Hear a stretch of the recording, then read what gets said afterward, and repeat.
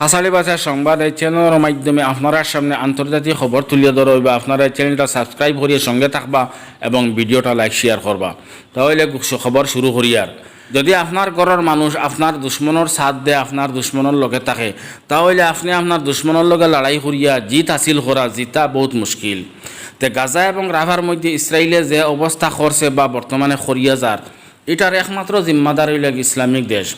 Islamic দেশ হওয়া ভুল হইব, মুসলিম দেশ। আর এটার মধ্যে ইসলামের কোনো গণবাতাস নাই।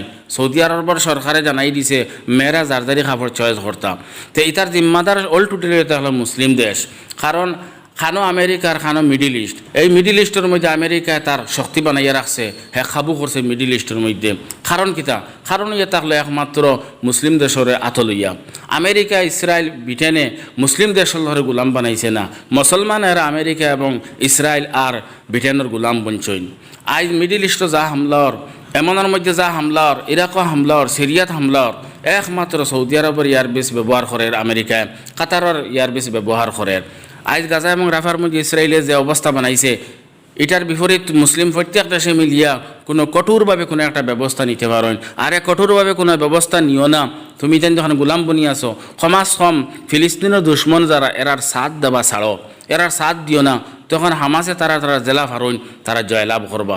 সাথ দেবা ছাড়ো, কিন্তু তারা আমেরিকা, ইসরায়েল এবং ব্রিটেনের পক্ষে থাকিয়া তারা ফিলিস্তিনের মানুষের লোকে এবং এমনের মানুষের লোকে তারা গাদ্দারি খতরা। আপনারা জানেননি ইসরায়েলের মধ্যে যা হাতিয়ারা, কাতারের মধ্যে আল ওয়াদুদ হয়ে একটা সংগঠন আছে, এই সংগঠনের মধ্যে আমেরিকার প্রায় 80% হাতিয়ার ইসরায়েল। ওই হাতিয়ার দিয়ে ইসরায়েলে গাজা এবং রাফার মধ্যে মানুষ শহীদ করে। এটা কত শর্মর কথা যে গাজা এবং রাফার মধ্যে মানুষ মারিয়ে শেষ করিলার, আর আমরা মুসলমান দেশ হলে ও দুশ্মন খবর সাথ দিতরা। আর একটা গুরুত্বপূর্ণ খবর হইল, আমেরিকার প্রেসিডেন্ট জো বাইডেনে হামাসরে জানাইয়া দিছেন যে কয়েকটা শর্ত আছে, এই শর্ত যদি মানিয়ে নেও তাহলে স্থায়ী সিজ ফায়ার হইব। আর এই সিজ ফায়ারটা হইব স্থায়ীভাবে 3 দফায়। প্রথম শর্ত হইল হামাসের কাছে ইসরায়েলের দ্বারা কয়েদি আসইন, প্রথম দফাত কিছু কয়েদি সেনাসহ ছাড়তে লাগবো, আর ইসরায়েলে কিছু ফিলিস্তিনি কয়েদি ছাড়ব।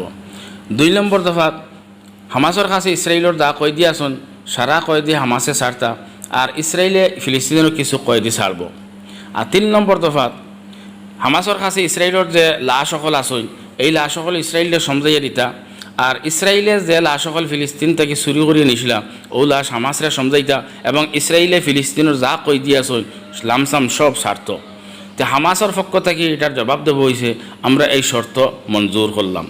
আর জো বাইডেনে কইছিল যে রাফা ক্রসিং ইসরায়েল এবং মিশরের সেনা মিলিয়া ডিউটি কর্তা, সিকিউরিটি ডিউটি, কিন্তু মিশরে এটা ডাইরেক্ট ইনকার করে দিছে।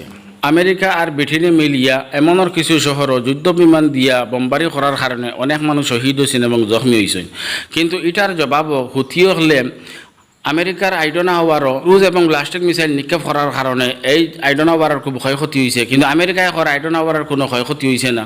আর হুথিয়কলে কইছেন যদি তুমি সত্য হইয়া থাকো, তোমার আইডনা হাওয়ার যদি কোনো ক্ষয়ক্ষতি হইয়া থাকে না, তাহলে তুমি বিশ্বরে লাইভ দেখাও। কিন্তু হুথিয়কলে দাবি করার যে আমরা ব্লাস্টিক মিসাইল এবং ক্রুজ মিসাইল নিক্ষেপ করার কারণে আইডনা হাওয়ার ধ্বংস হয়েছে।